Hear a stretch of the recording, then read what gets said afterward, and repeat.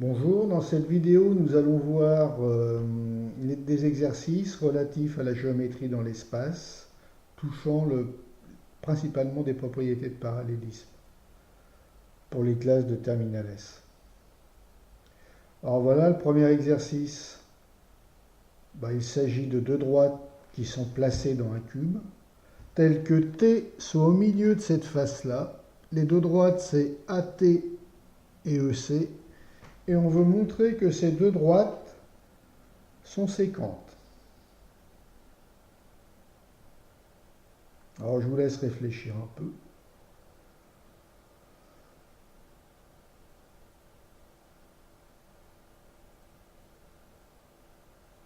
Non, je vous rappelle que dans l'espace, deux droites qui appartiennent à un même plan et deux droites distinctes, bien sûr, ne peuvent être que séquentes ou parallèles. Deux droites distinctes qui appartiennent à un même plan ne peuvent être que séquentes ou parallèles. Donc ce qu'il va falloir démontrer, pour montrer que AT et EC sont séquentes, il suffit de démontrer qu'elles appartiennent à un même plan. Alors on peut voir que pour la droite AT, A appartient au plan AEGC. T appartient au plan AEGC. Comme les deux points appartiennent au même plan, la droite qui passe par ces deux points est incluse, AT est incluse dans le plan AEGC. Alors je vous rappelle qu'un point appartient et qu'une droite est incluse. D'autre part, la droite EC est aussi incluse dans le plan AEGC, car ces deux points constituent la définition du plan. On voit qu'ici il y a E, ici il y a C.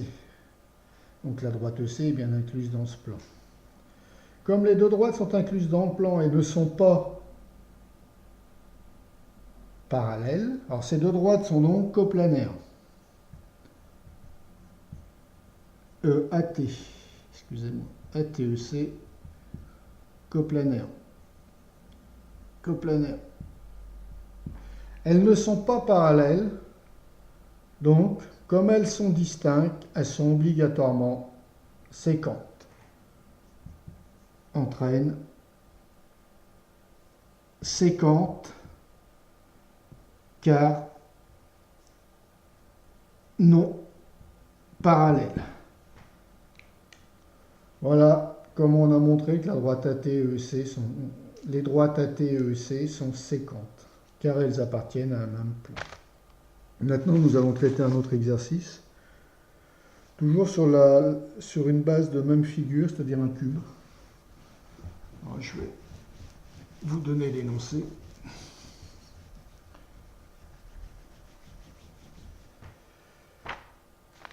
Alors, j'ai un cube. Je vous fais la figure.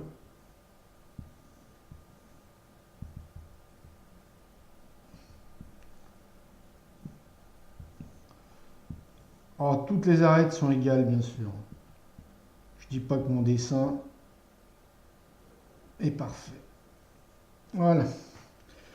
Je vais nommer les sommets A, B, C, D, E, F, G, H, E, F, G, H.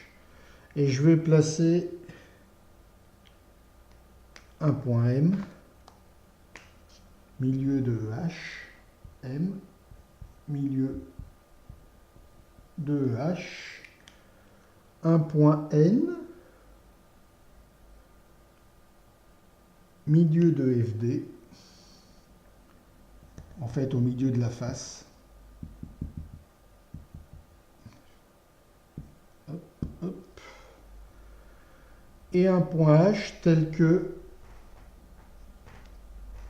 et un point plutôt P tel que HP égale 1/4 de HG. Donc je divise ça en 4 parts, en 2 d'abord, ensuite en 4, et je mets mon point P. Voilà. Donc j'ai 3 points N, M et P. Dans un premier temps, on va essayer de montrer que MP et FG sont séquents. Premièrement, MP, FG, séquents. Sont-ils séquents? Et s'ils sont séquents, on appellera F, on appellera L, point d'intersection.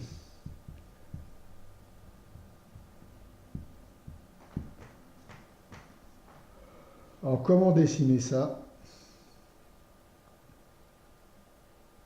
Alors on voit que MP, il est inclus dans le plan EFGH, FG est inclus dans le plan EFGH.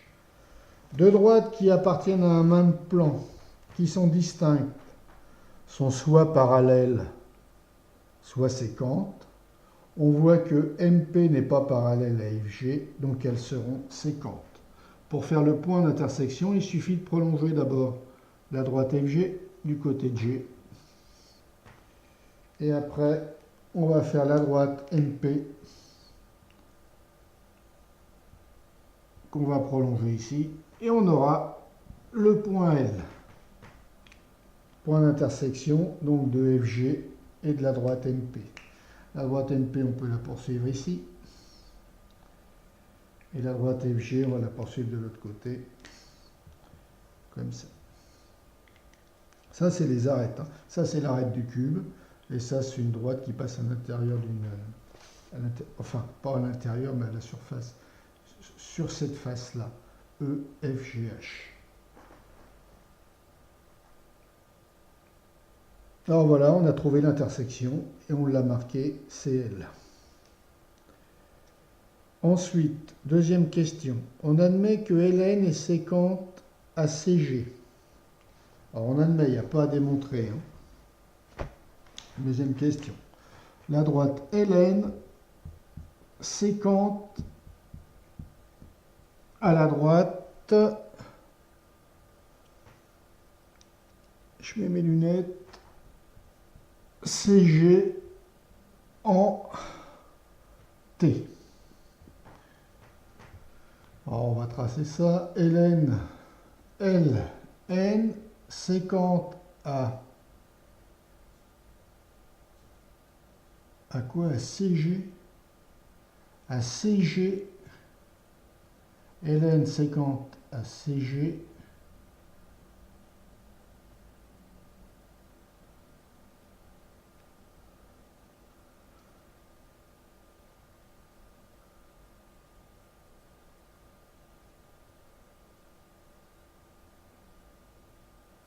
Donc LN séquente à CG en T.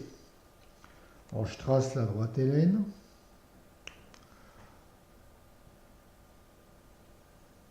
Hop, là voilà. Alors je trace la droite à LN. Elle est séquente à CG en... Ici, il l'appelle comment? En T. Alors, est-ce que c'est normal que la droite CG et LN soient séquentes? Alors, ça veut dire que ces deux droites, si elles sont séquentes, elles doivent être automatiquement coplanaires. Est-ce que LN est coplanaire à CG? Bah là, CG, il appartient au plan BCEFG, et BCGF, comme ça, il est là, cette face. Et on voit que L est sur l'arête FG.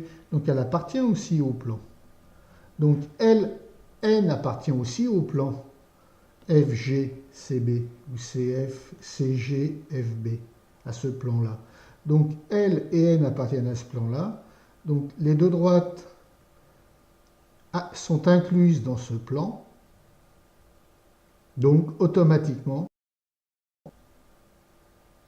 comme elles ne sont pas parallèles, elles seront séquentes. D'autre part, on admet que Ln est séquente à BF en Q. Ln est séquente à BF en Q. Ce point-là, on va l'appeler Q. Bon, on voit que Ln et BF sont incluses toutes les deux dans le plan BFGC. Comme elles ne sont pas parallèles, automatiquement, elles seront séquentes. Et leur point d'intersection sera le point Q. On voit qu'elles appartiennent au même plan parce qu'elles appartiennent à la même face du cube. Ces deux droites, elles sont incluses dans la même face du cube. On dit que deux droites sont incluses dans un plan. Alors, construire T et Q, ça c'est fait. Ensuite, intersection de Mn et de ABF. Alors, ce qu'on veut, c'est construire l'intersection du plan MNP,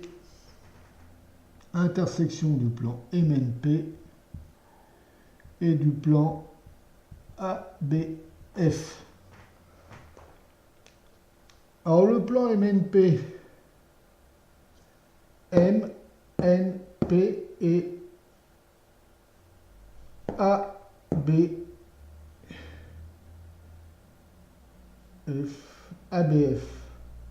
MNP et ABF, trouvez l'intersection.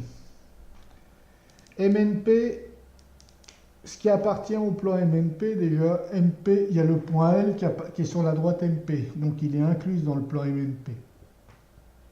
D'accord? Donc cette droite-là, c'est une droite du plan MNP. Ça, c'est Ln, c'est aussi une droite du plan MNP.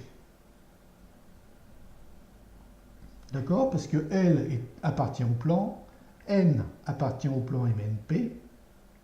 Donc automatiquement, ces deux droites-là définissent le plan MNP. Alors ce qu'on peut faire tout le temps pour définir la trace sur le plan ABFE, c'est définir les points qui touchent à la face ABFE.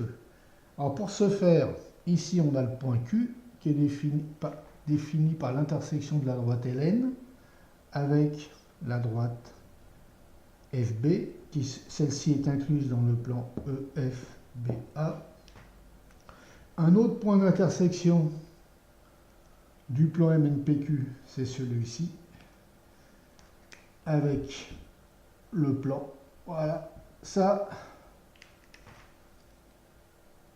c'est l'intersection de la droite LPM, qui est incluse dans le plan MPN.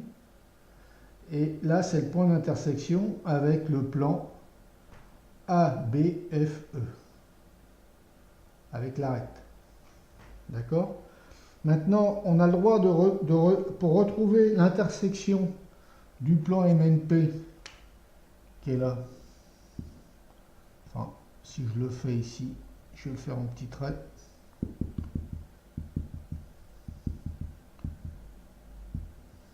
Là, c'est très plat. Voilà, du plan MNP avec sur le plan ABFE, et ben la trace, la voilà. C'est cette droite-là qui sera la droite d'intersection de ce plan-là glissant et de cette surface devant.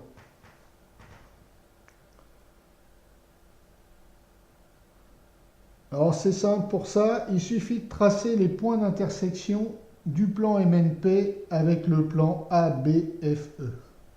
Pour cela, on prolonge les droites qui appartiennent à chacun des plans. Là, on a prolongé une droite qui appartient à MP, MPN, en faisant ça, prolonger. Et on a trouvé les points d'intersection avec les droites du plan ABFE. Et après, on relie les points qui appartiennent à la même face. Voilà le principe. Donc ça, c'est la droite d'intersection du plan MNP avec le plan ABFE. Je me répète, ce qu'on a fait, on a pris des droites du plan MNP qu'on a prolongées pour trouver les points d'intersection avec les arêtes du plan ABFE. Ici, j'ai une arête du plan ABFE que j'ai prolongée. Ici, j'ai M et P qui sont deux points.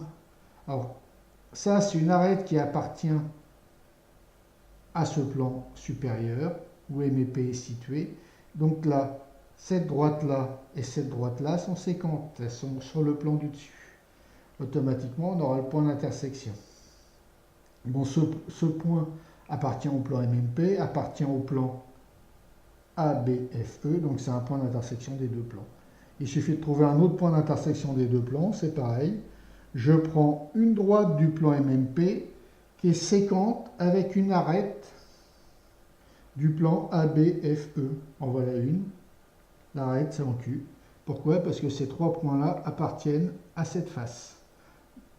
Là, le point d'intersection est là. Après, j'ai plus qu'à réunir les deux points d'intersection qui sont là. Et ça me donne la section, l'intersection, la droite d'intersection des plans MPN et ABFE. La voilà. Ça, c'est la trace sur la face. Maintenant, nous allons établir une section de cube. Toujours à la suite, toujours sur le même exercice. Donc, je refais le schéma parce qu'il est un peu surchargé. Donc je refais un cube. Hop, hop.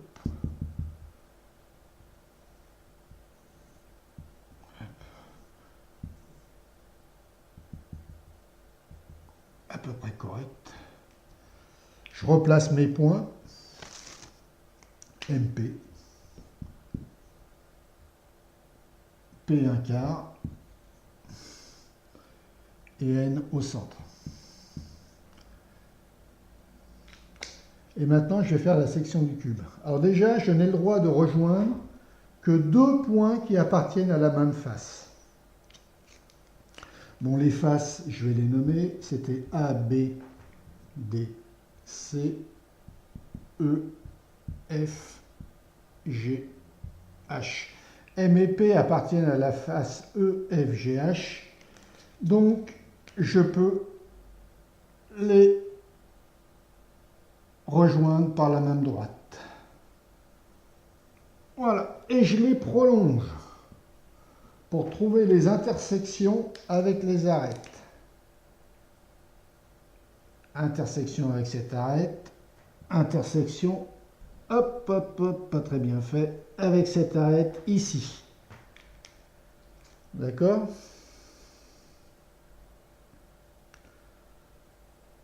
Donc là, j'ai les points d'intersection avec les arêtes.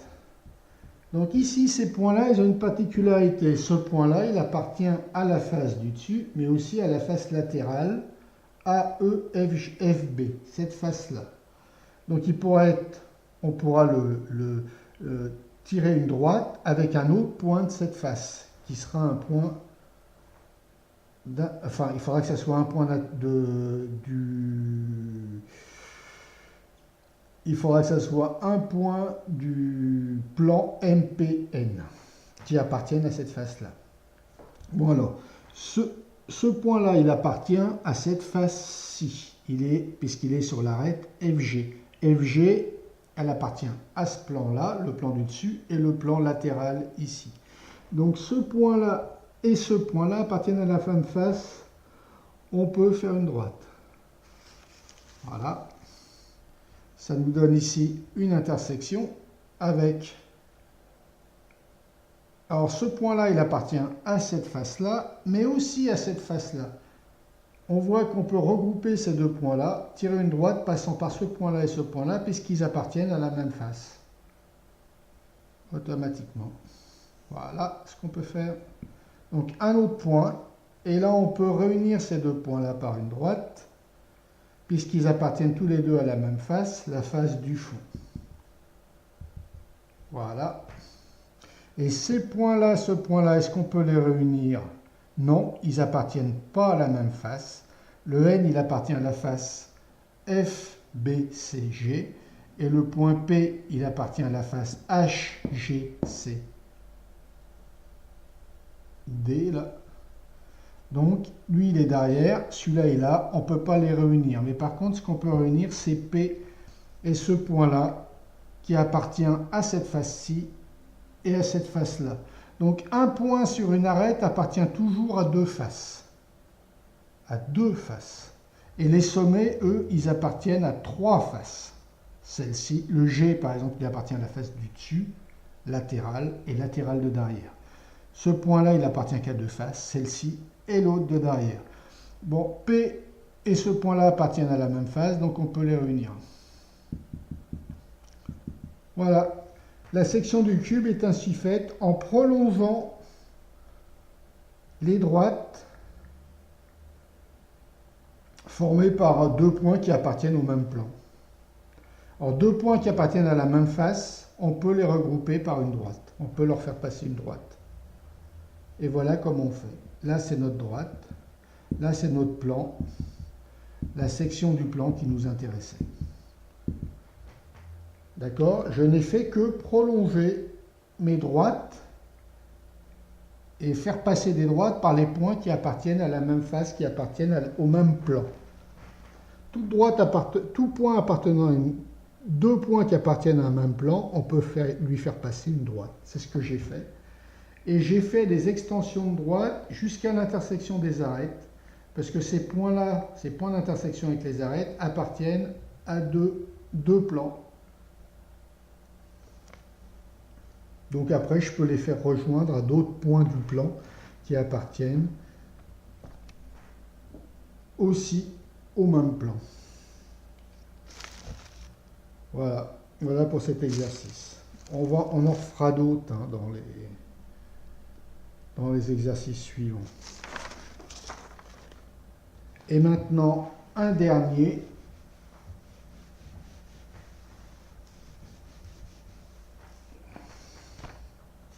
Là, il s'agit d'un tétraèdre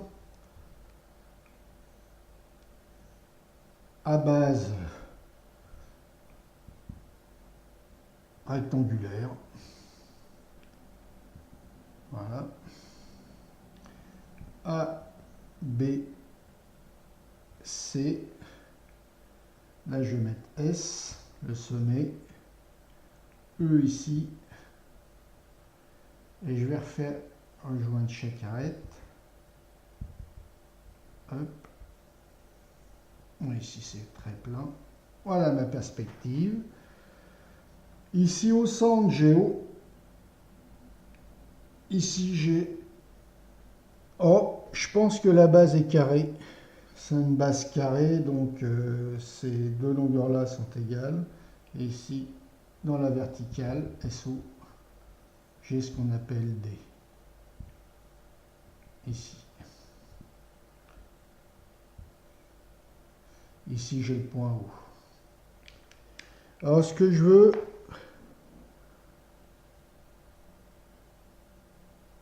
que vous me positionnez U tel que il appartient à la droite SB et DU parallèle à OB. Où va se situer le point U d'après ces deux conditions-là. Donc U appartient à SB. U va donc être sur cette droite SB. Et on veut que DU soit parallèle à OB. Donc on va faire la parallèle à OB passant par D. Et ici, ça va me donner la position du point U. Voilà comment on a tracé, positionné le point U par rapport à nos deux consignes, qui sont U appartient à SB et DU parallèle à OB. Alors voilà, maintenant nous avons une autre consigne. Nous avons V qui appartient au plan AEU. Et V appartient à la droite SC. Alors, est-ce que UV est parallèle à BC? Alors déjà, on va construire le point V. D'abord, on va construire V. Alors,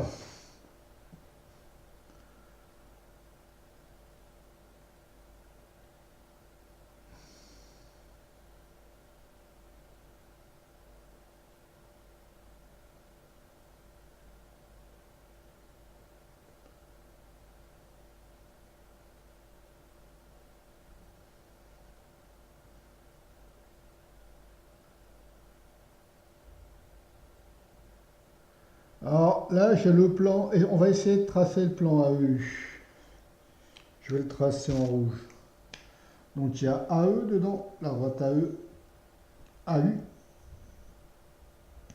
AU qui est comme ça.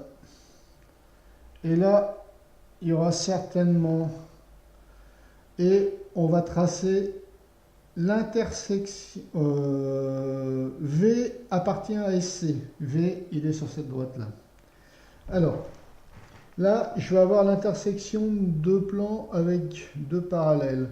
J'ai la U, ça va être le point d'intersection du plan.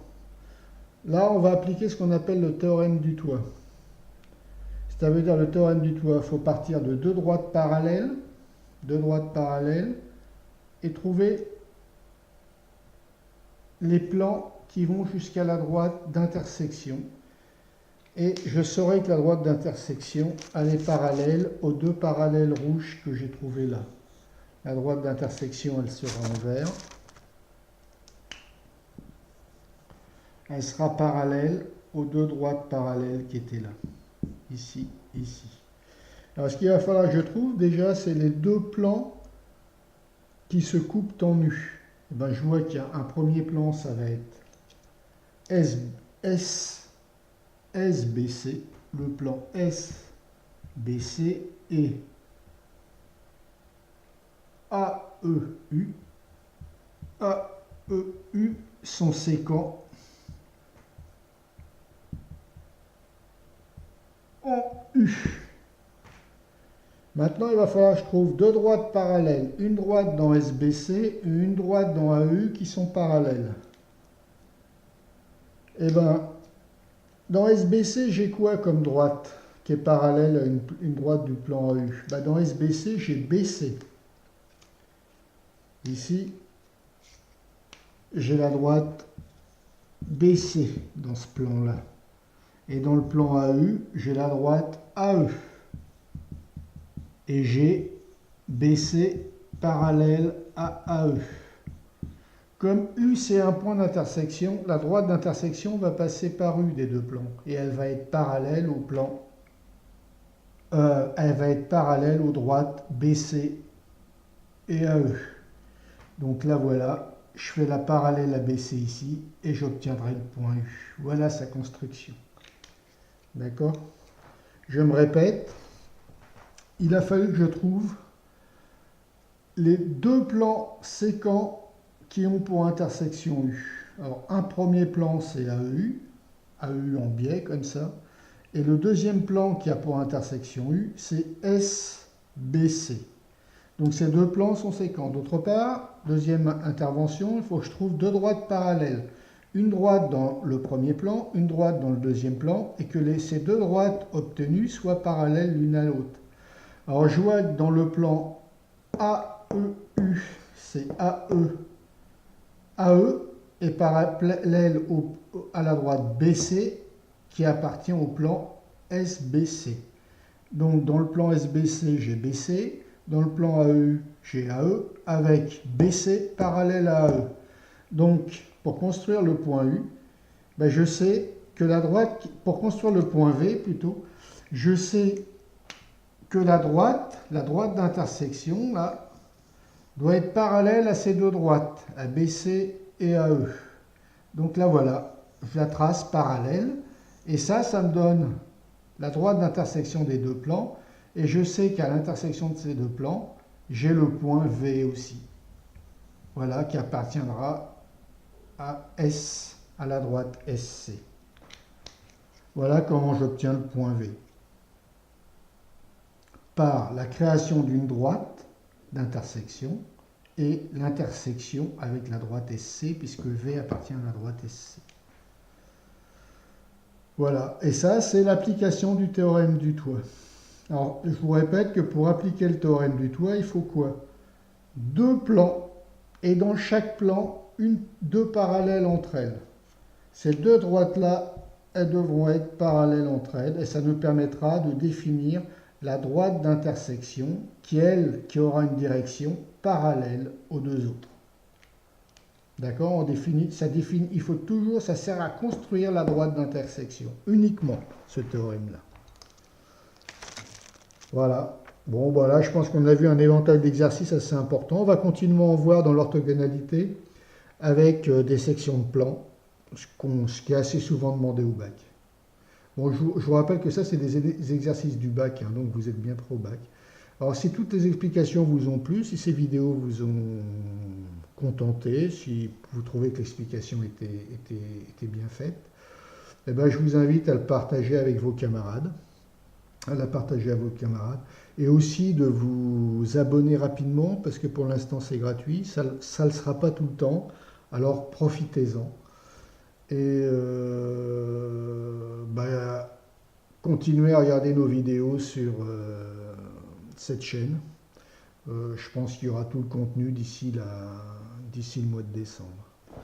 Bonne journée à vous, travaillez bien, et je vous dis, j'espère, à bientôt.